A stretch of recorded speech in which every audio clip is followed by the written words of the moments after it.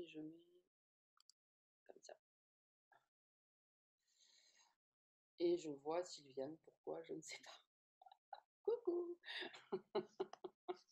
Je sais pas, j'ai enlevé la mosaïque et c'est toi qui apparaît alors que ton micro est ouvert, non? Bon. Mais ça a fait pareil avec Marc la semaine dernière. Bon, cherchons pas, c'est pas grave. Alors, donc, bonjour à tous. Nous continuons aujourd'hui le chapitre 17, page 379. Et donc, section 3, les ombres du passé. Allez, donc on continue ce chapitre qui nous parle des relations particulières. Pardonner, c'est simplement te rappeler les pensées aimantes que tu as données dans le passé et celles qui t'ont été données. Tout le reste doit être oublié. Ça me rappelle la chanson à la mode en ce moment de la petite blonde, là je ne sais plus comment elle s'appelle. Euh, Angèle, je crois. Je sais plus. Tout, il faudrait tout oublier. En fait, elle est vraiment d'actualité cette chanson depuis qu'elle est sortie. C'est vraiment ça, parce que pardonner, voilà. Alors, et c'est très bien parce qu'en plus, bon, pardon, hein, ça va un peu cacafouiller aujourd'hui sur les vidéos. Hein, je suis un peu fatiguée, voilà. Donc on fera avec. Euh, du coup, ça vient un peu dans le désordre. J'ai l'inspiration là depuis quelques jours de proposer pareil, une journée d'éveil ou un week-end d'éveil, je sais pas, on verra la forme, pour parler du pardon parce qu'on va rééclaircir encore et encore, de toute façon, c'est le but. Tout ça, cette histoire de pardon, et là, en plus, il nous en parle, donc c'est super, ça me met vraiment dans le thème. Pardonner, c'est simplement te rappeler les pensées aimantes que tu as données dans le passé et celles qui t'ont été données. Donc là, il parle bien de notre pur esprit, avant de croire à la séparation, etc. etc. Tout le reste doit être oublié, c'est-à-dire toute l'erreur doit être oubliée. Okay, le pardon est une mémoire sélective, non basée sur ta sélection, car les figures d'ombre que tu voudrais rendre immortelles sont des ennemis de la réalité. Et les figures d'ombre, ben, c'est tous nos frères et sœurs qu'on voit pas comme un pur esprit, mais comme des personnes séparées, ayant une identité spécifique dans le monde. Hein. Sois désireux de pardonner au Fils de Dieu ce qu'il n'a pas fait. Franchement, ces deux phrases, vous pouvez vous les souligner pour bien vous souvenir de la définition du pardon pour ceux pour qui c'est pas encore clair et puis pour les plus anciens, bah, de toute façon, ça vous fait un pense-bête et ça vous permettra peut-être aussi de le donner simplement quand quelqu'un sur le groupe vient poser la question. Donc, tout le reste doit être oublié, à stabiloter, moi je l'ai déjà fait. Et sois désireux de pardonner au Fils de Dieu ce qu'il n'a pas fait. Voilà, là c'est vraiment une belle définition du pardon très simple qu'il faut vraiment garder en tête. Les figures d'ombre sont les témoins que tu amènes avec toi pour démontrer qu'il a fait ce qu'il n'a pas fait. Parce que tu les amènes, tu les entendras. Toi qui les gardes par ta propre sélection, tu ne comprends pas comment elles sont venues dans ton esprit ni quel est leur but. Elles représentent le mal que tu penses qui t'a été fait. Ok, pour que ça soit clair, les figures d'ombre, c'est les personnages du rêve, ok? Nos amis, notre famille, nos relations particulières, quoi. Parce que là, on parle d'une relation particulière. D'ailleurs, souvenez-vous, dimanche dernier, je vous ai donné un exemple de quelque chose que j'ai fait en voyant des gens se chamailler en bas de chez moi, etc. C'est ça, en fait. Tu les amènes, c'est pareil, cette phrase, vous pouvez vous la souligner. Tu les amènes, ces figures d'ombre, avec toi, uniquement afin de rendre le mal pour le mal, en espérant que leur témoignage te permettra de penser que l'autre est coupable sans te nuire à toi-même. C'est exactement ça. Les figures d'ombre représentent le mal que tu penses qui t'a été fait. Ce ne sont que des symboles pour prouver la réalité de ce monde. C'est ça le but, en fait. Et nous, forcément, on a l'impression que quand on oublie ça, on ne croit pas que c'est le but, on croit qu'il se passe vraiment quelque chose, etc.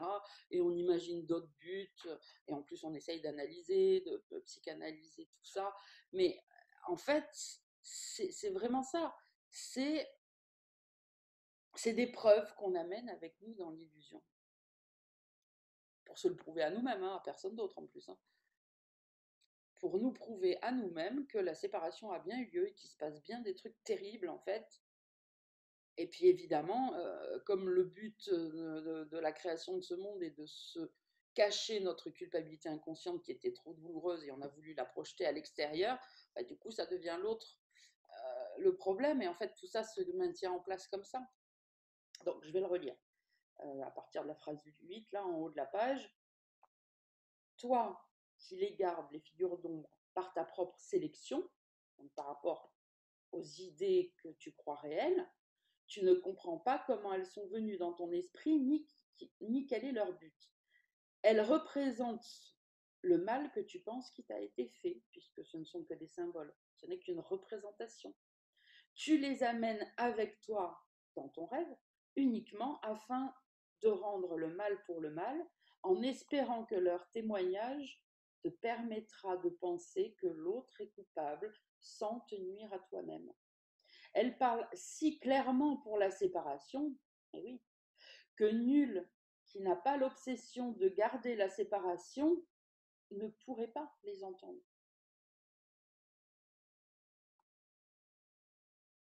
Elle t'offre les raisons pour lesquelles tu devrais conclure des alliances non saintes pour appuyer les buts de l'ego et faire de tes relations les témoins de son pouvoir.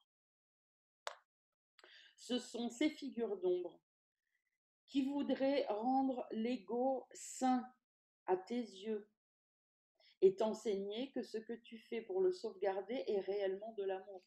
Si on ne peut plus clair. Si on ne peut plus clair.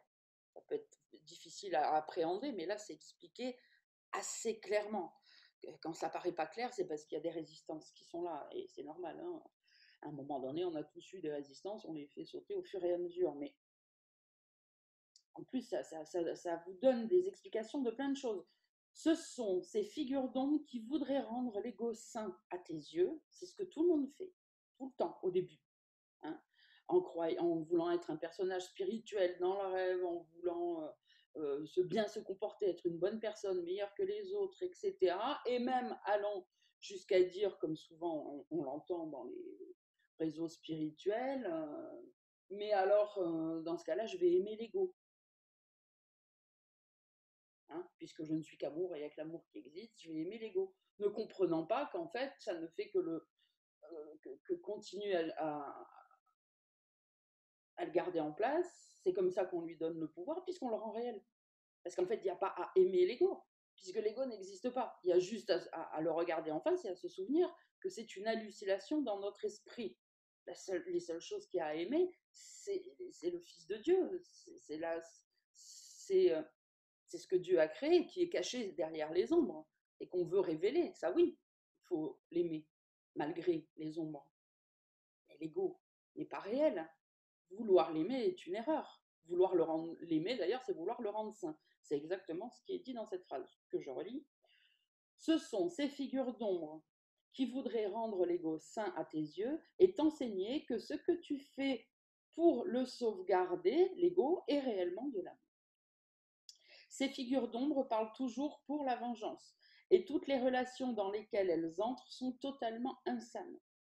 Toutes ces relations, sans exception, ont pour but l'exclusion de la vérité au sujet de l'autre, comme de toi. C'est pourquoi tu vois en vous deux ce qui n'est pas là, et fait de vous deux les esclaves de la vengeance. C'est pourquoi aussi tout ce qui te rappelle tes rancœurs passées t'attire et semble porter le nom de l'amour, peu importe à quel point sont distordues les associations par lesquelles tu arrives à cette connexion. C'est pourquoi, enfin, toutes les relations de ce genre deviennent des tentatives d'union par le corps, car seuls les corps peuvent être vus comme des moyens de vengeance. Que les corps soient au centre de toutes les relations non saintes, cela est évident. Ta propre expérience t'a enseigné cela. Mais tu ne saisis peut-être pas toutes les raisons qui concourent à rendre la relation non sainte. Car la non-sainteté cherche à se renforcer tout comme la sainteté, en rassemblant autour d'elle ce qu'elle perçoit de pareil à elle. Dans la relation non sainte, ce n'est pas avec le corps de l'autre qu'on tente de s'unir, mais avec les corps de ceux qui ne sont pas là. Allez, un petit coup de stabilo sur celle-là aussi. Sandrine, Oui. tu pourrais préciser cette partie-là ce n'est pas avec le corps de l'autre qu'on tente de s'unir, mais avec le corps de ceux qui ne sont pas là. Ouais, j'allais le faire. Euh,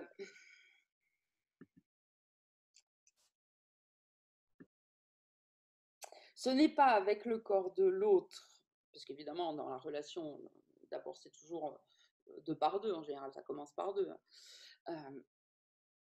qu'on tente de s'unir, mais avec le corps de toutes les figures d'ombre, parce que là, en fait, il essaye de nous faire comprendre que toutes les figures d'ombre, qu'il n'y a pas de particularité, en fait, que ça soit ce corps-là ou un autre, pareil.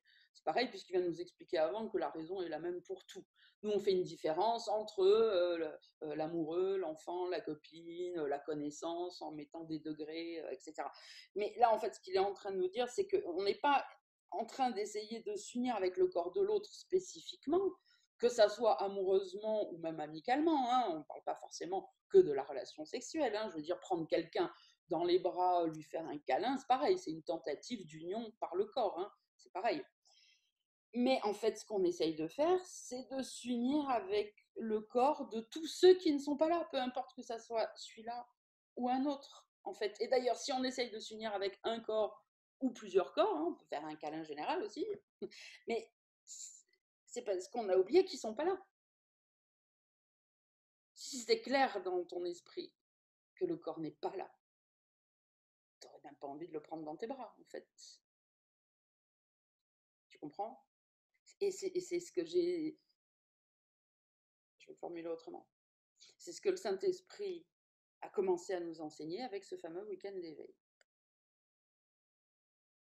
Cette volonté de vouloir être ensemble en disant on va se voir, c'est mieux, on va se toucher, c'est mieux, c'est pour oublier que l'illusion est une illusion et que nous ne sommes pas là. Si c'est cru clairement, j'allais dire vu, mais même pas vu, cru, c'est vraiment une question de croyance profonde, que le corps est un objet et une illusion, comment pourrais-tu avoir l'élan de vouloir aller le toucher, le rencontrer en fait? Tout ça vient toujours du fait que c'est encore pas clair en fait, qu'il y a encore une confusion. Donc c'est vraiment tout ça qui est exprimé dans cette phrase. Dans la relation non sainte, ce n'est pas avec le corps de l'autre qu'on tente de s'unir, mais avec les corps de tous ceux qui ne sont pas là. C'est une volonté de garder la séparation réelle dans notre esprit. Hein, pas en réalité, parce que de toute façon, on ne peut pas faire ça. Ça n'est pas réel, ça n'est pas réel. Il faut juste le croire. Et c'est pour nous, en fait. C'est toujours à notre esprit qu'on fait ça, de toute façon. Hein, c'est jamais d'ailleurs à l'esprit de l'autre, on ne peut pas. Et ce n'est pas ce n'est pas quelque chose qu'on peut faire à la vérité, puisque la vérité ne peut pas être touchée par rien. Okay, ça répond à ta question, Hélène? Allez, je relis et je continue, il va sûrement nous en dire plus après. Dans la relation non sainte, ce n'est pas avec le corps de l'autre qu'on tente de s'unir, mais avec les corps de ceux qui ne sont pas là. Car même le corps de l'autre, qui en est déjà une perception extrêmement limitée de l'autre, n'est pas comme tel le point de mire central, ou ne l'est pas entièrement. Ce qui est mis au centre et séparé du reste, comme seule partie ayant de la valeur, c'est ce qui peut être utilisé pour les fantasmes de vengeance et ce qui peut le plus facilement être associé à ceux contre qui est réellement dirigée la quête de vengeance. Chaque étape dans la formation, le maintien et la rupture de la relation non sainte est un pas vers une plus grande fragmentation et une plus grande irréalité. Les figures d'ombre entrent de plus en plus et l'importance de celui en qui elles semblent être décroît. Et oui, parce que, en plus, plus on est en relation physique avec quelqu'un, bah forcément, le processus est enclenché. Plus ça rend le corps réel. Donc, plus ça rend l'illusion réelle dans notre esprit. Et donc, forcément, l'importance du pur esprit ne peut que décroître, n'importe quoi, décroître. Puisque, forcément, on se concentre de plus en plus sur l'illusion, sur l'illusion, sur l'illusion. Donc, c'est en ça aussi que c'est un piège et que c'est un stratagème, et c'est pourquoi, depuis ce merveilleux truc qui s'est passé pour le week-end d'éveil, maintenant j'ai annoncé que c'est très clair, tant qu'il n'y a pas une bonne raison de communication qu'on ne peut pas obtenir sans se voir, il y en a encore quelques-unes, aucune raison de se rencontrer. Et il vaut mieux éviter parce que ça ne fait que renforcer ces croyances-là. Hein. Par moment, il y a des choses qu'on ne peut pas faire que assis devant un ordinateur ou par écrit ou par téléphone. Certains exercices que je fais faire dans les retraites, etc., où là, bon, bah, c'est effectivement, c'est en passant du temps ensemble qu'on y arrive. Donc, dans ces cas-là, il y a vraiment une utilité bien claire, bien déterminée, bien spécifique, qui fait que oui, on va se rencontrer, mais pour lire le courant miracle, pour apprendre ce qu'on n'a pas appris, pour poser des questions, il n'y a pas besoin de se rencontrer. Au contraire, le corps distrait de l'enseignement, c'est une distraction.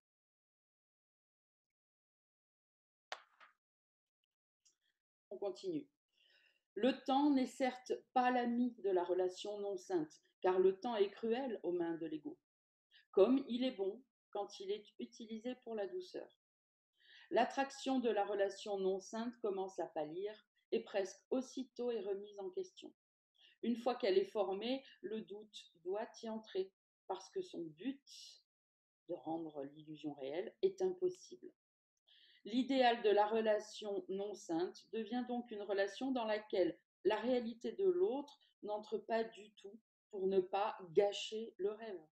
Attendez, écoutez cette phrase, sans déconner, pour ne pas gâcher le rêve. Regardez le but, dont souvent on ignore tout, hein, évidemment. Encore une fois, comme je le dis toujours, si on le savait, on n'est pas idiot, on ne le ferait pas. Hein. C'est toujours par ignorance qu'on écoute l'ego, en fait. Hein. L'idéal de la relation non sainte devient donc une relation dans laquelle la réalité de l'autre n'entre pas du tout pour ne pas gâcher le rêve. Et moins l'autre apporte réellement à la relation, meilleure elle devient. Ainsi, la tentative d'union devient une façon d'exclure même celui avec qui l'union était recherchée. Car elle a été formée, la relation non sainte, pour l'en faire sortir, le pur esprit, afin de se joindre au fantasme en une béatitude ininterrompue. Comment le Saint-Esprit peut-il apporter son interprétation du corps comme moyen de communication dans des relations dont le seul but est la séparation d'avec la réalité? Ce qu'est le pardon lui permet de le faire. Si tout a été oublié sauf les pensées aimantes, eh bien ce qui reste est éternel. Et le passé transformé est rendu pareil au présent. Il n'y a plus de conflit entre le passé et maintenant. Cette continuité étend le présent en augmentant sa réalité et sa valeur dans la perception que tu en as. Dans ces pensées aimantes se trouve l'étincelle de beauté cachée sous la laideur de la relation non sainte qui fait souvenir de la haine, mais s'y trouve pour prendre vie lorsque la relation est donnée à celui qui lui donne vie et beauté.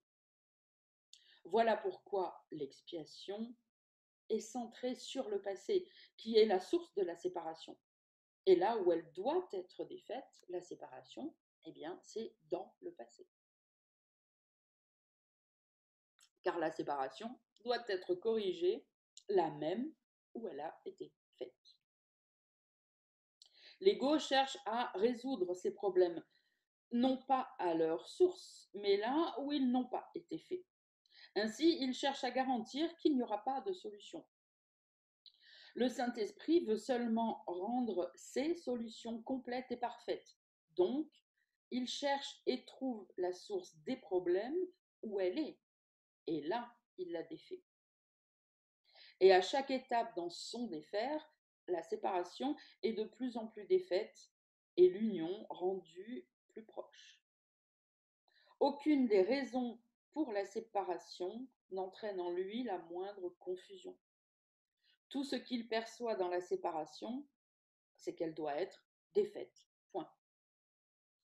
Laisse-le découvrir l'étincelle de beauté cachée dans tes relations et te la montrer. Sa beauté t'attirera tellement que tu seras à jamais indésireux de la perdre de vue. J'ai envie de dire, cette phrase répond à Sonia, qui, je ne sais pas du coup si elle nous a rejoint ou pas. Est-ce qu'elle est là? Ah ben voilà, Sonia, super, c'est arrivé entre temps, impec. Bon ben voilà, Sonia, stabilise-toi cette phrase, relis le passage, tu vas voir, c'est pour toi. Donc je relis la phrase. Laisse le Saint-Esprit découvrir l'étincelle de beauté cachée dans tes relations et te la montrer. Sa beauté t'attirera tellement que tu seras à jamais indésireux de la perdre de vue. Et tu laisseras cette étincelle transformer la relation afin que tu puisses la voir de plus en plus. Car tu la voudras de plus en plus et tu deviendras de plus en plus indésireux de la laisser être cachée. Tu apprendras à rechercher et à établir les conditions dans lesquelles cette beauté peut être vue. Je relis cette phrase parce qu'il y a un truc sur lequel il ne faut pas passer vite, qu'il faut bien comprendre. Tu apprendras à rechercher et à établir les conditions dans lesquelles cette beauté peut être vue. Ok? Donc en gros, il faut comprendre que tant que les conditions ne sont pas établies, la beauté ne peut pas être vue. L'erreur que tout le monde va vouloir faire au départ, c'est de vouloir le voir maintenant dans n'importe quelle condition où se trouve son esprit. Et c'est pas possible.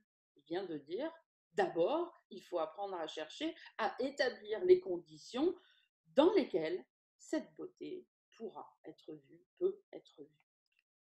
Donc, la première démarche à faire, on en revient toujours au même, quand on vous dit que le cours, je dis on, parce que c'est pas moi qui le dis, que le cours est holographique et que tout se trouve dans tout et que peu importe le niveau que vous avez, venez écouter les lectures, parce que de toute façon, c'est la même leçon qui est expliquée dans tous les sens. C'est d'abord, guéris ton esprit, stop l'ego qui parle à ta place en disant je et que tu prends pour toi, pardonne, parce que c'est comme ça que le Saint-Esprit va le défaire. Tu vas de plus en plus établir les conditions où tu vas te mettre à penser avec ton esprit juste, et là, tu vas pouvoir voir ce qu'il y a à voir. Si tu essayes de voir ce qu'il y a à voir à partir de ta condition qui est complètement fausse, malade, erronée, illusoire, tu ne peux pas le voir. Et de faire cet effort-là, ça va fatiguer quand même, et puis ça va désespérer, et ça va juste donner envie d'arrêter au bout d'un moment, parce que c'est impossible à faire en fait. Donc il y a des efforts à faire, mais au moins mettons notre énergie dans ce qui va marcher. Parce que sinon, c'est le meilleur moyen, je vous dis, de se fatiguer, de se lasser, puis d'arrêter en fait. Ok, on continue. Tout cela, tu le feras avec joie pour peu que tu le laisses tenir l'étincelle devant toi, pour éclairer ta voie et la rendre claire pour toi. Le Fils de Dieu est un. Ce que Dieu a joint ne font qu'un, et l'ego ne saurait les séparer. L'étincelle de sainteté doit être en sûreté, si cachée qu'elle puisse être, dans chaque relation. Car le Créateur de l'unique relation n'en a laissé aucune partie privée de lui-même. Donc, le créateur de l'unique relation, évidemment, c'est Dieu, de l'unique relation. La relation du Père et du Fils. C'est la seule chose qui existe en réalité. C'est ça aussi qui est dit dans cette phrase. Le créateur de l'unique relation, celle du Père et du Fils, n'a laissé aucune partie apparemment séparée, privée de sa présence, de la présence de Dieu. Okay. C'est la seule partie de la relation que voit le Saint-Esprit, la relation entre le Père et le Fils. Parce qu'il connaît que cela seul est vrai. Tu as rendu la relation irréelle et par conséquent non sainte en la voyant là où elle n'est pas et telle qu'elle n'est pas. Donne le passé à celui qui peut changer d'esprit pour toi là-dessus, le Saint-Esprit. Ok, là c'est pareil. Hop, encore une indication de comment pratiquer. Donne le passé à celui qui peut changer d'esprit pour toi là-dessus. En fait, c'est toujours ça qu'il faut demander au Saint-Esprit.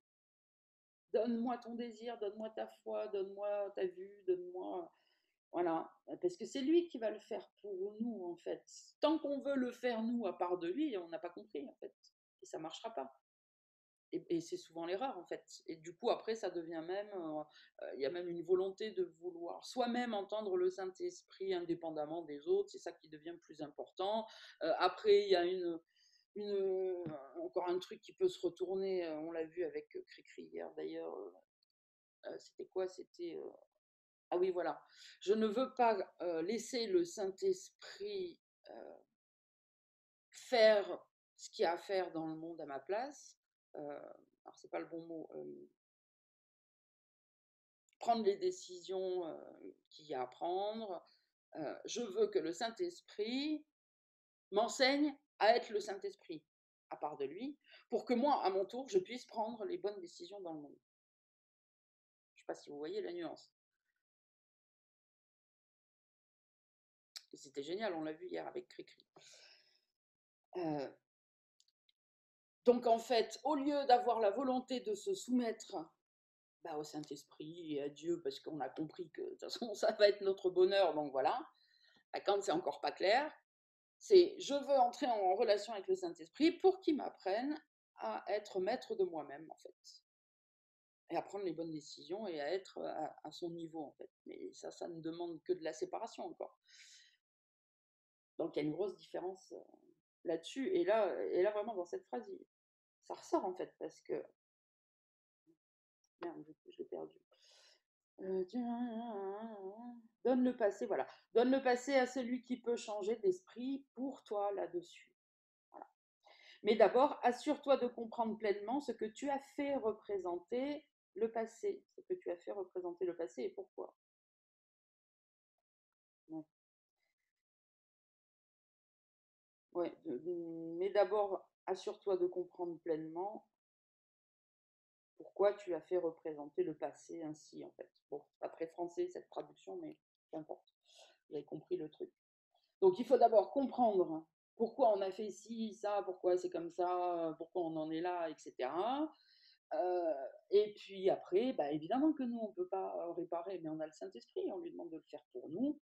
Et en fait, après, puisque ça passe par nous, on n'a plus qu'à observer la beauté du truc. Et c'est comme ça qu'on le comprend, en fait, puisque ça passe par nous. Le Saint-Esprit ne le fait pas sans nous à l'extérieur, ce qui fait que ça ne servira à rien, parce qu'on ne comprendrait toujours pas. Non, il va le faire par nous. Donc, du coup, forcément, vu que ça va devenir notre expérience, on va comprendre, et là, bien mieux qu'avec des mots, ce qu'il y avait à faire, à ressentir, à penser, etc., etc. Allez, on continue. Paragraphe 8. Le passé devient la justification pour conclure avec l'ego une alliance continuelle et non sainte contre le présent, car le présent est pardon. Par conséquent, les relations que dicte l'alliance non sainte ne sont pas perçues ni ressenties maintenant. Or, le cadre de référence auquel le présent est renvoyé pour sa signification est une illusion du passé dans laquelle sont retenus les éléments s'accordant avec le but de l'alliance non sainte, et tout le reste est abandonné. Et ce qui est abandonné ainsi, c'est toute la vérité que le passé pourrait jamais offrir au présent comme témoignage de sa réalité. Ce qui est gardé ne fait que témoigner de la réalité des rêves. Il t'appartient toujours de choisir de te joindre à la vérité ou à l'illusion. Il t'appartient toujours de choisir de te joindre soit à la vérité, soit à l'illusion. Mais souviens-toi que choisir l'une, c'est lâcher prise de l'autre. Celle que tu choisis, tu la revêts de beauté et de réalité, parce que le choix dépend de celle que tu estimes le plus. L'étincelle de beauté ou le voile de laideur, le monde réel ou le monde de la culpabilité et de la peur, la vérité ou l'illusion, la liberté ou l'esclavage, cela revient au même. Car tu ne pourras jamais choisir qu'entre Dieu et l'ego. Il n'y a jamais d'autre choix. Et on ne fait, même si on ne s'en rend pas compte, jamais aucun autre choix au quotidien dans tout ce qui semble se passer pour nous. On n'en a sûrement pas conscience, ça c'est sûr, mais en fait, à chaque fois, on choisit entre Dieu et l'ego, entre la vérité et l'illusion. Toujours. Dans n'importe quel choix qu'on fait. Les systèmes de pensée ne sont que vrais ou faux, et tous leurs attributs viennent simplement de ce qu'ils sont. Seuls sont vrais les pensées de Dieu. Et tout ce qui s'ensuit vient de ce qu'elles sont et demeure aussi vrai que la source sainte dont elles sont venues. Mon saint frère, je voudrais entrer dans toutes tes relations et m'interposer entre tes fantasmes et toi. Laisse ma relation avec toi être réelle pour toi et laisse-moi apporter la réalité dans ta perception de tes frères. C'est Jésus là qui parle à chacun de nous. Ils n'ont pas été créés, tes frères, pour te permettre de te blesser toi-même par eux. Ils ont été créés pour créer avec toi.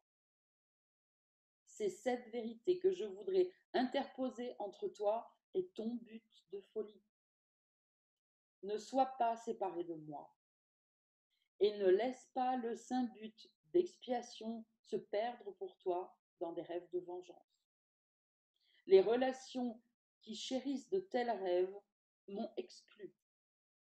Laisse-moi entrer au nom de Dieu et t'apporter la paix, afin que tu m'offres la paix.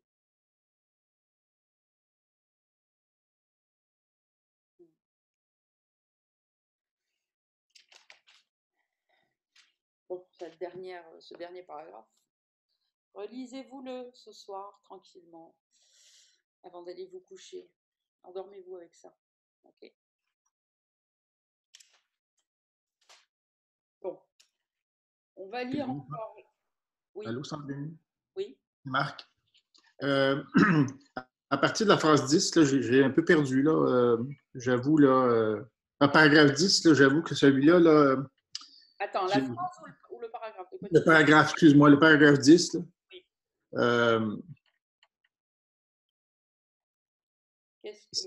C'est pas clair. Tout à coup, là, c'est comme devenu flou. Là. Mon Saint-Frère, je voudrais entrer dans toutes tes relations et m'interposer. Bon, ça va. Laisse ma relation avec toi être réelle pour toi, ça va. Et laisse-moi t'apporter la réalité dans ta perception de tes frères. Bon, ça va aussi. C'est là, là. Ils n'ont pas été créés pour te permettre de te blesser toi-même par eux. Oui. Qui ont été créés? Mes frères? C'est pas clair, là, tout à coup. Tes frères n'ont pas été créés pour Oui. te permettre de te blesser toi-même par eux, ce que tout le monde fait ici dans ce monde. OK. Oui, d'accord. En fait, ils ont été créés dans la réalité et au ciel, et pas dans ce monde qui n'existe pas de toute façon. Oui, ben c'est ça, là. C'est ça qui m'avait mis flou parce que la création, je dis, ben non, le corps n'est pas réel. Donc, quand j'ai vu la création, ça a créé une confusion, là. D'accord, le corps n'est pas réel, mais si tu as déjà vécu dans ta vie des conflits avec certaines personnes, que ce soit moral ou physique, tu vois bien que tu vis avec eux une relation qui te blesse. Et si tu es en train d'en faire l'expérience, c'est bien parce que tu y crois. C'est parce que tu fais la différence entre ton intellect et ta croyance. En fait, je pense que c'est ça. Tu crois que comme tu le sais intellectuellement, c'est bon, tu as changé ta croyance. Mais c'est pas comme ça qu'on change la croyance.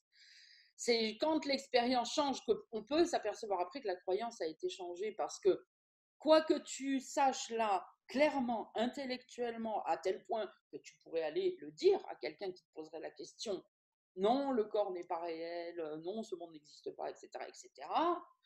Si en sortant de chez toi, il y a un mec qui t'agresse, qui te colle contre le mur avec un poignard pour te tuer parce qu'il veut, j'en sais rien, ta montre, ton pognon, machin, tu vas bien voir que tu fais l'expérience fausse. et qu'il va falloir que tu fasses un choix, que tu te barres en courant si tu veux rester en vie dans l'illusion. Donc ça, c'est bien la preuve que tu crois encore à la réalité de tout ça. Si tu ne croyais pas à cette réalité, tu ne pourrais pas faire cette expérience-là. OK. Tu comprends? Donc il Oui. faut vraiment essayer de faire la distinction entre ça. Bien sûr que comprendre intellectuellement le message et la vérité, c'est important, c'est le premier pas, sinon tu peux rien faire. Mais Oui. c'est que le premier pas. Il ne faut pas faire l'erreur, comme souvent d'ailleurs, de se dire ah mais non, mais je sais, c'est bon. Non, c'est pas bon. Si tu sais d'ailleurs toi-même, tu verras par ton comportement. Ben, si tu sais alors que un mec qui te dit, je sais pas, qui t'insulte dans la rue, c'est pas vrai, alors tu vas pas lui répondre. Si tu te chopes en train de lui répondre, c'est bien la preuve que tu Je ne crois que sais c'est pas pas. réel. Parce que si tu croyais vraiment que c'était une ombre, un fantôme, on pourrait dire, mais tu n'en tiendrais pas compte. Tu comprends? Et à ce moment-là, je me pardonne d'avoir provoqué, de projeter cette image-là ou cette situation-là. Ouais, non, mais même pas. C'est toujours plus simple que ça. Déjà, pardonne-toi l'émotion que tu as ressentie. Ah oui, OK. Si tu as réagi, c'est que tu as ressenti une émotion. Oui. Soit tu as été blessé, soit ça t'a mis en colère. Enfin, donc déjà, première chose, commence par tout de suite te pardonner cette émotion. Tu viens de faire l'expérience d'une émotion fausse, d'une émotion qui appartient à l'ego et qui est en toi. Et toi, tu dis, je suis en colère, parce que tu as oublié que non, c'est l'ego en toi qui est en colère. Donc déjà, première chose. Et puis après, évidemment, par extension, ça c'est chacun. Une fois que vous avez fait descendre tout ça et que vous revenez à un état neutre, j'ai envie de dire, hein, parce que c'est pas vraiment forcément la paix, mais où il se passe rien, où ton émotionnel est calme, bah oui, là tu peux continuer en disant, bon ben, maintenant je vais peut-être me pardonner de croire que ce monde est réel, parce que si j'y réagis il y a un quart d'heure, hein, c'est bien, ça me prouve bien que ma croyance est encore là. Donc, ah bah super, une occasion de pardonner encore un petit peu plus. D'accord. Merci. Je t'en prie. Et donc, bah, encore, voilà, une raison de plus de redire ce que j'ai dit précédemment. Relisez-vous tous, puisque vous êtes tous là, que vous l'avez entendu aujourd'hui. Relisez-le. Et puis pareil pour ceux qui vont faire ce replay dans 12 heures ou dans 10 mois s'il faut. Voilà. Relisez-le calmement dans votre lit si vous pouvez. Hein, voilà, s'il n'y a personne avec vous que ça dérangerait, ou juste avant d'aller vous coucher dans ce cas-là, relisez-le, gardez-le bien en mémoire, relisez-le lentement, laissez vous imprégner et essayez d'aller dormir dessus ce soir. Puisque là, Sandrine, c'est Jésus qui nous parle directement. Oui? ça veut dire que une fois qu'on l'a pardonné, en fait, à un moment, certaines expériences ne viendront plus à nous parce qu'en fait, on ne va plus les projeter. Oui. C'est ça, en fait. C'est-à-dire que le simple fait qu'on vienne bizarrement à se faire agresser, si on a pardonné en fait, toute cette partie-là, en fait, on n'aurait plus ce genre d'expérience parce que ça serait pardonné. C'est ça? Oui, parce que ce qui te manque encore comme information pour l'instant, on verra tout ça quand tu feras ta journée d'éveil, mais c'est bien que tu poses la question, parce que du coup, la vidéo va être vue par d'autres. C'est que le monde est neutre. Le monde, en fait, n'est que la projection de tes croyances inconscientes fausses. Donc, tu fais l'expérience de toutes tes croyances fausses, de toutes tes idées fausses. Donc, quand les croyances sont nettoyées, corrigées, dis-le comme tu veux à l'intérieur, bref, qu'elles ne sont plus crues, eh ben, le miroir en face, qu'est le monde qui te reflétait ton inconscient, va plus te refléter ce qu'il y a plus à l'intérieur. Tu comprends? Oui. Merci beaucoup. T'en prie. C'est bon pour tout le monde ou il y a encore d'autres questions? Bon. Donc, comme je disais, on va lire, je vais lire la section suivante. On va s'arrêter là, elle est assez longue en plus. Et on verra, je ne sais pas si on la reprendra pas, peut-être dimanche prochain, parce que c'est une section hyper importante du cours en miracle par rapport aux relations particulières. Donc, je crois même qu'on va faire comme ça. Je vais la lire, on va voir si j'ai des explications à vous donner au fur et à mesure, je vais le faire, mais on reprendra dessus dimanche prochain. De toute façon, on va y aller doucement avec ce chapitre 17 parce qu'il est vraiment, il regorge d'informations. Allez, c'est parti. Section 4, les deux tableaux. Dieu a établi sa relation avec toi pour te rendre heureux. et rien de ce que tu fais qui ne partage son but ne peut être réel. Bon, allez, hop, stabilotage, je le fais pas parce que j'ai déjà fait des trucs que j'ai tellement lus souvent en journée d'éveil, en retraite, machin, que j'ai déjà tout annoté, mais là, vraiment, Dieu a établi sa relation avec toi pour te rendre heureux. Entendez bien ça, pour te rendre heureux, pas pour te nuire, ok? Pas pour t'imposer sa volonté, qui toi te rendrait pas heureux, mais le rendrait heureux lui. Ça, c'est totalement l'ego. Quand on pense ça de Dieu, c'est parce qu'en fait, on a confondu Dieu avec l'ego, ok? Dieu a établi sa relation avec toi pour te rendre heureux. Et rien de ce que tu fais qui ne partage pas son but, dans l'illusion, hein, bah, ne peut être réel. Voilà. Donc, enlevons toute culpabilité puisque ce n'est qu'une hallucination. La seule fonction de quoi que ce soit est le but que Dieu lui a assigné. À cause de la relation pour laquelle il a créé sa relation avec toi, la fonction des relations est à jamais devenue de rendre heureux et rien d'autre. Pour remplir cette fonction, tu entres en relation avec tes créations comme Dieu avec les siennes. Car rien de ce que Dieu a créé n'est à part du bonheur. Et il n'est rien de ce que Dieu a créé qui ne demande qu'à étendre le bonheur comme son Créateur l'a fait. Tout ce qui ne remplit pas cette fonction ne peut être réel. Donc tout ce qui ne remplit pas la fonction de joie, de bonheur, ne peut pas être réel. Je le redis, mais il faut que ça rentre. En ce monde, il est impossible de créer. Bon, ça aussi, pour certains, un petit coup de stabilo pour éviter les confusions, parce qu'au début, c'est une notion qui n'est pas facile à comprendre. Hein. On ne crée rien ici. Hein. En ce monde, il est impossible de créer. Or, il est possible de rendre heureux. Ça, oui. J'ai dit maintes fois que le Saint-Esprit ne te priverait pas de tes relations particulières, mais qu'il les transformerait. Tout ce que cela veut dire, c'est qu'il leur rendra la fonction que Dieu leur a donnée. Il est clair que la fonction que tu leur as donnée est de ne pas rendre heureux. Et si on est un peu honnête avec nous, on voit que hein, toutes nos relations particulières finissent toujours par nous faire mal. On est bien d'accord. Hein. Mais la relation sainte partage le but de Dieu plutôt que de viser à lui faire un substitut. Chaque relation particulière que tu as formée est un substitut à la volonté de Dieu, qui glorifie la tienne de volonté plutôt que la sienne, à cause de l'illusion qu'elles sont différentes. À cause de l'illusion qu'elles sont différentes, notre volonté est celle de Dieu. Regardez le petit message mine de rien qui nous glisse. Tu crois encore que ta volonté et la volonté de Dieu ne sont pas les mêmes, parce que tu es perdu dans ce monde et que tu écoutes encore l'ego qui te dit des trucs à la con. Mais c'est pas vrai. En fait, on a la même volonté. Voilà pourquoi il faut essayer d'écouter le Saint-Esprit et Dieu.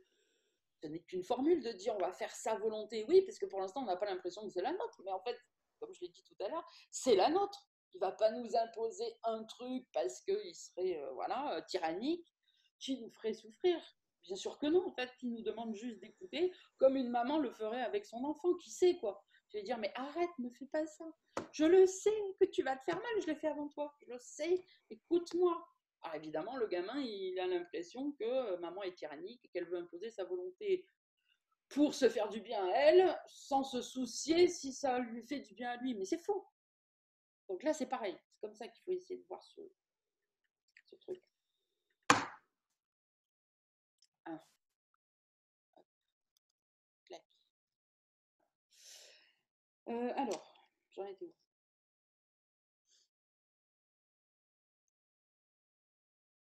Voilà.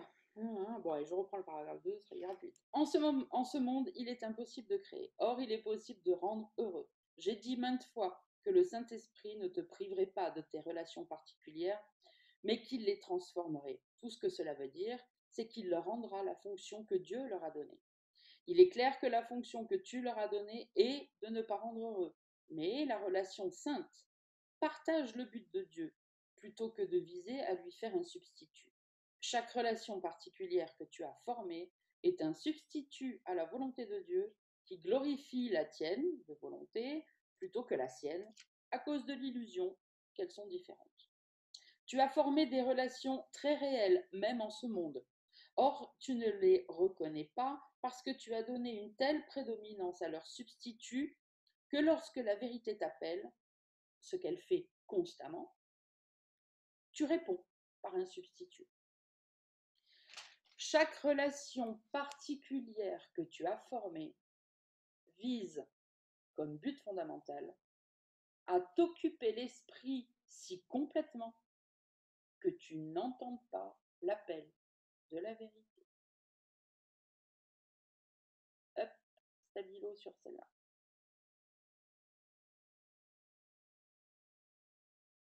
Et si vous faites des fiches personnelles, c'est possible, sur les relations particulières, le pardon, machin, mettez-le en tête, ça, cette phrase-là. Chaque relation particulière que tu as formée vise comme but fondamental à t'occuper l'esprit si complètement que tu n'entendes pas l'appel de la vérité. En un sens, la relation particulière était la réponse de l'ego à la création du Saint-Esprit, qui lui-même, le Saint-Esprit, était la réponse de Dieu à la séparation.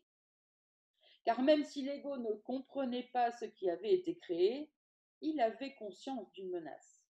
Tout le système de défense que l'ego a développé pour protéger la séparation contre le Saint-Esprit était en réponse au don de Dieu par lequel il l'avait béni.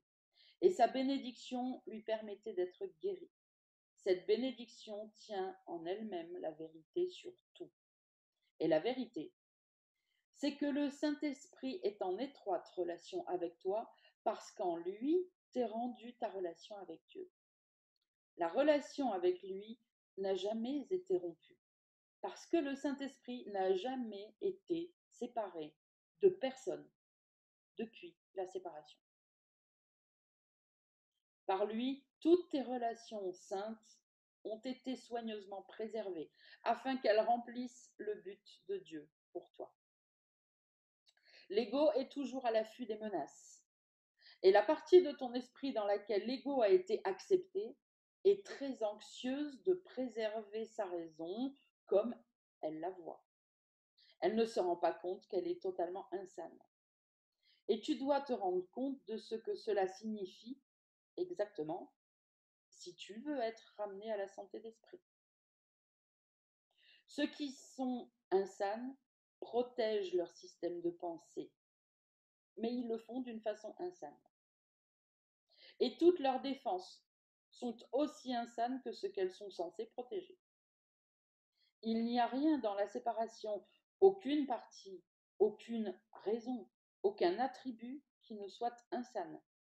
Et sa protection, qui en est une partie, est aussi insane que le tout. La relation particulière, qui est sa défense principale, doit donc être insane. Tu as bien moins de mal maintenant à te rendre compte que le système de pensée que la relation particulière protège n'est qu'un système délirant. Tu reconnais, au moins dans les grandes lignes, que l'ego est insane. Or, il te semble encore que la relation particulière est quelque peu différente. Nous l'avons pourtant examiné de beaucoup plus près que bien d'autres aspects du système de pensée de l'ego dont tu as été plus désireux de lâcher prise. Tant que celui-ci reste, tu ne lâches pas prise des autres, car celui-ci n'est pas différent. Conserve celui-ci et tu as tout conservé. Il est essentiel de se rendre compte que toutes les défenses font ce qu'elles voudraient défendre. Stabilo sur ça aussi.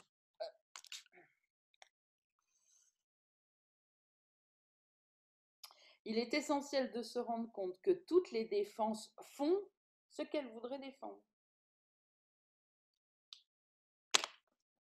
La base sous-jacente de leur efficacité, c'est qu'elles offrent ce qu'elles défendent. Ce qu'elles défendent est mis en elles pour être sauvegardé et en opérant, elles te l'apportent. Chaque défense opère en offrant des dons et le don est toujours une miniature du système de pensée que la défense protège, inséré dans un cadre doré. Ce cadre est très élaboré, tout serti de joyaux, poli et orné de profondes sculptures. Son but et d'avoir de la valeur en lui-même pour détourner ton attention de ce qu'il renferme. Mais tu ne peux pas avoir le cadre sans le tableau. De la façon dont elles opèrent, les défenses te font penser que tu le peux. Exemple, tu ne peux pas essayer d'avoir l'amour d'une relation amoureuse comme on l'imagine dans le monde, sans avoir la mort que ça t'apporte. Tu ne peux pas avoir le cadre sans le tableau. Si tu veux une relation particulière avec quelqu'un de particulier, donc c'est deux personnes qui sont particulières, qui ont une relation particulière par rapport à tout le reste du monde, eh bien donc, en fait, tu es en train de demander la séparation. Donc tu ne peux pas, même si tu appelles ça de l'amour, essayer d'avoir le cadre que tu appelles de l'amour, parce qu'effectivement, c'est beau, ça brille, c'est certi, c'est machin, c'est truc, c'est très imposant. En plus, on a l'impression de pouvoir que ça. Tu ne peux pas avoir ça et ne pas avoir la séparation. Parce que tu ne peux pas avoir le cadre sans le tableau. Ok, c'est ça qui est dit là. On continue. On le reverra dimanche prochain, de toute façon. D'ailleurs, si entre-temps, vous avez des questions qui viennent dans la semaine, notez-les, parce que... Je continue. La relation particulière a le cadre le plus imposant et le plus trompeur de toutes les défenses que l'ego utilise. Son système de pensée est offert ici. Donc, le système de pensée de la séparation est offert ici, entouré d'un cadre si lourd et si élaboré que le tableau est presque oblitéré par son imposante structure. Dans le cadre sont tissées toutes sortes d'illusions d'amour, fantasques et fragmentées, serties de rêves de sacrifice et d'agrandissement de soi, du petit soi, hein, vous avez remarqué, il n'y a pas une majuscule à ce soi, où s'entrelacent des fils dorés de destruction de soi. Le brillant du sang resplendit comme des rubis, et les lames fastées comme des diamants luisent sous la faible lumière dans laquelle l'offrande est faite. Regarde le tableau, ne te laisse pas distraire par le cadre, ce dont est fait pour ta damnation. Si tu le prends, tu croiras que tu es damné. Tu ne peux pas avoir le cadre sans le tableau. Ce que tu estimes, toi, c'est le cadre, car tu n'y vois aucun conflit, bien sûr. Or, le cadre n'est qu'un emballage pour le don de conflit. Le cadre n'est pas le don. Ne te laisse pas tromper par les aspects les plus superficiels de ce système de pensée, car ces aspects renferment le tout qui est complet en chaque aspect. La mort réside dans ce don brillant. Ne laisse pas ton regard s'attarder sur la lueur hypnotique du cadre. Regarde le tableau et rends-toi compte que c'est la mort qui t'est offerte. C'est pourquoi l'instant saint est si important dans la défense de la vérité. La vérité elle-même n'a pas besoin de défense, mais tu en as besoin, toi, pour avoir accepté le don de mort.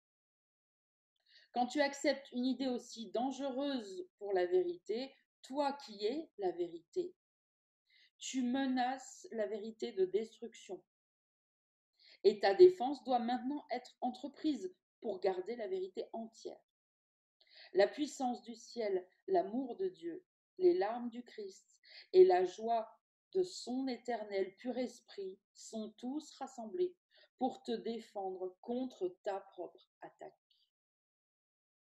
Car tu les attaques, faisant partie d'eux, et eux doivent te sauver, car ils s'aiment eux-mêmes. L'instant saint est une miniature du ciel, à toi, envoyé du ciel.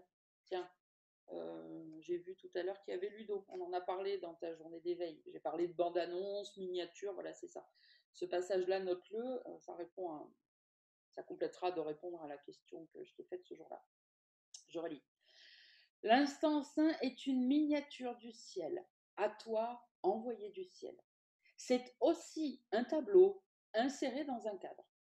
Or, si tu acceptes ce don, tu ne verras pas du tout le cadre, parce que ce don ne peut être accepté que par ton désir de concentrer toute ton attention sur le tableau.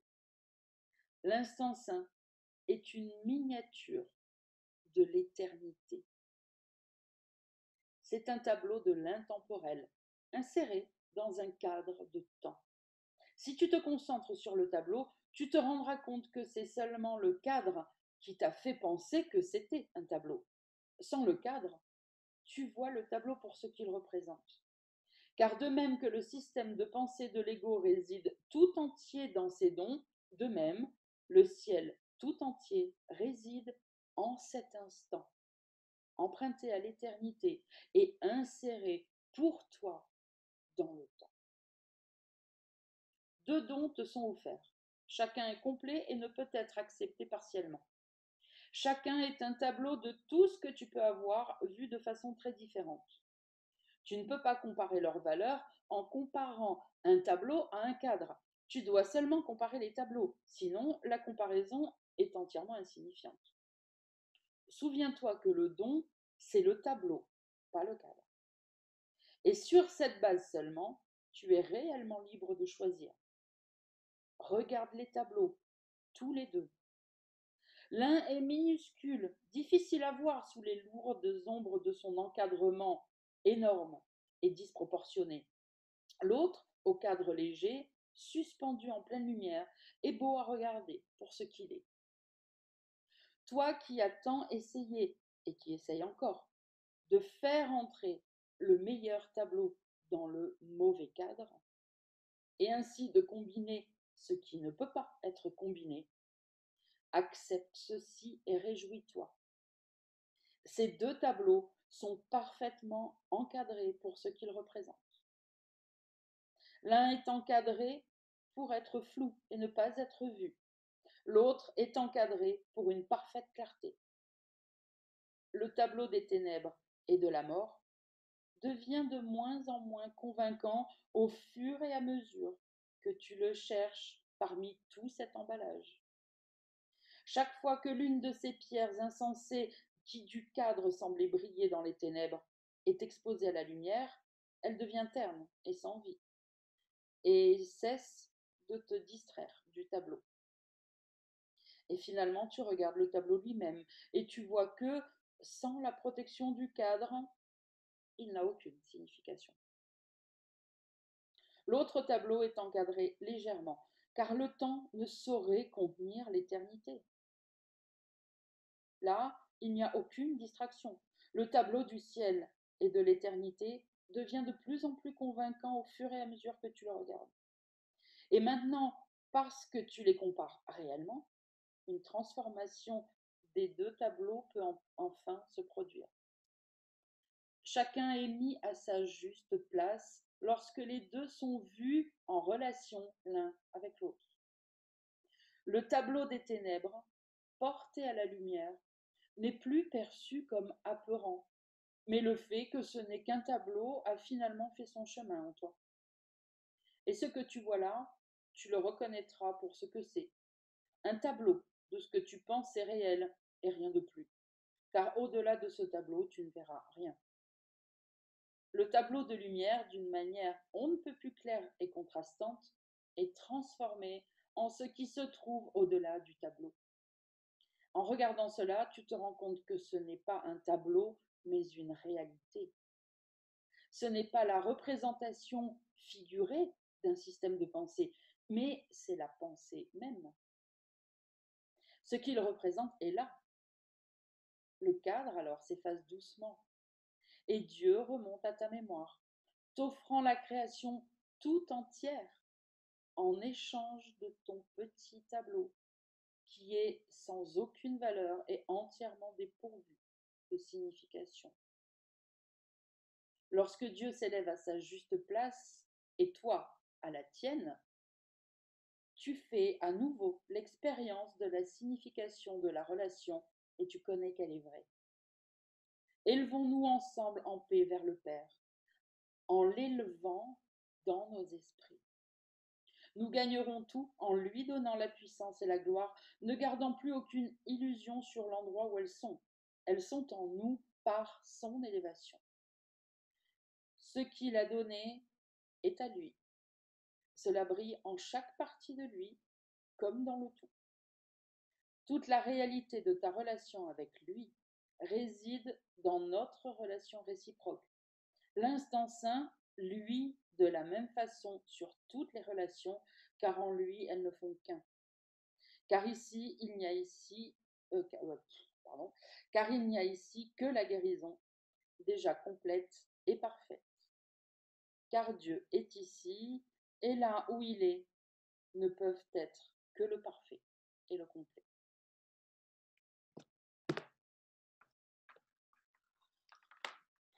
Voilà les lumières. On s'arrête là pour aujourd'hui. On le reprendra dimanche prochain. Relisez-le si vous en avez envie cette semaine. S'il y a vraiment des résistances, des incompréhensions, notez-les. On en parlera dimanche prochain. Ok. Et pour aujourd'hui, eh bien, je vous souhaite une bonne semaine, à la fraîche, si possible.